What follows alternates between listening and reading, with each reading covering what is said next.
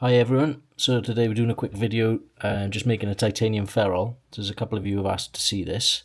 Normally I'd run it with coolant because it gets very hot when you're turning it, but the coolant tends to splash around a bit and I don't want to get it all over the camera, so we're going to run it without coolant today. It's already a fairly small size bar, so it shouldn't make too much difference. So basically what we're going to do, we're going to face the end off this bar so you can see where I've cut a titanium ferrule off earlier. So we're just going to pass across that way to face the end off so it's nice and flat. Then we'll turn it this way down to the final size that it needs to be. Drill it out, put a slight chamfer on the inside and then cut it off and it'll be good to fit to the queue.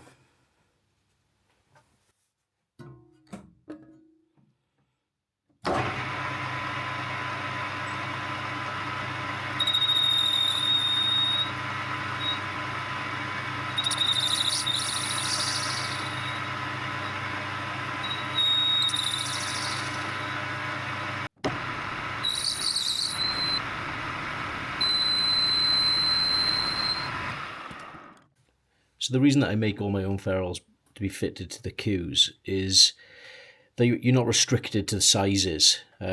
So you don't have to worry about buying them in 0.5 millimeter increments or 1/4 millimeter increments. You can just make them to the size that you need. And it also gives you a lot more control over the size of the bore in the center. So I can make sure that every one has got a nice thin wall. And they're basically made to the standard that I would expect, because a lot of the ones you buy aren't. And the last thing you want with a titanium ferrule is for it to be threaded on the inside. The whole point of having a titanium ferrule is it's lighter than brass and it reduces the throw of the cue ball. So you want to make that ferrule as thin as you possibly can. Well, if you've got a thread inside there, then it's already thicker than it needs to be. So I'd always recommend, if you are going to buy one with a just a straight drilled through bore. So that's what we're going to do now. So we're just going to spot drill it with a center drill. This is a 9mm ferrule, so we're going to drill an 8mm hole through the center, and then just small countersink on the bottom, and then part it off.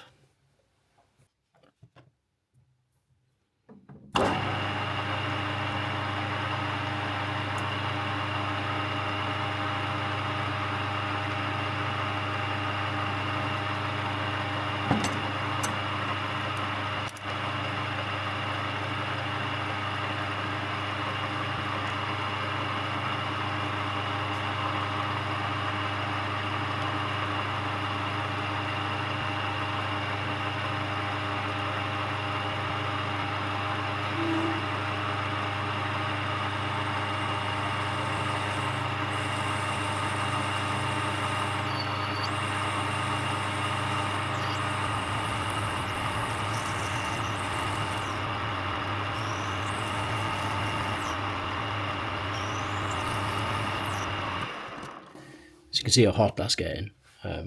That's why I normally run this with coolant, but like I say, it'll go all over the place. So it's just using a bit of cutting oil there, so that's what's burning off.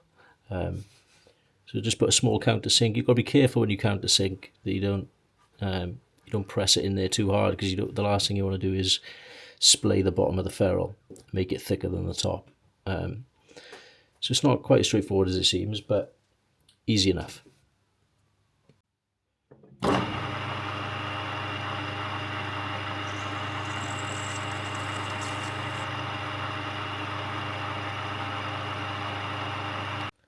So we swapped the tool out for the parting tool, and we'll just part this off, a little bit of cutting oil, and it's job done.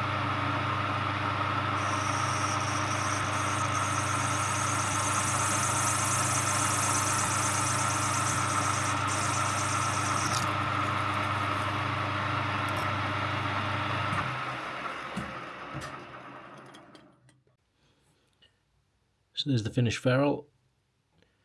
So nice little chamfer on the inside, as you can see. Straight bore, nice thin wall. So that should make a good difference to the queue that's been put on.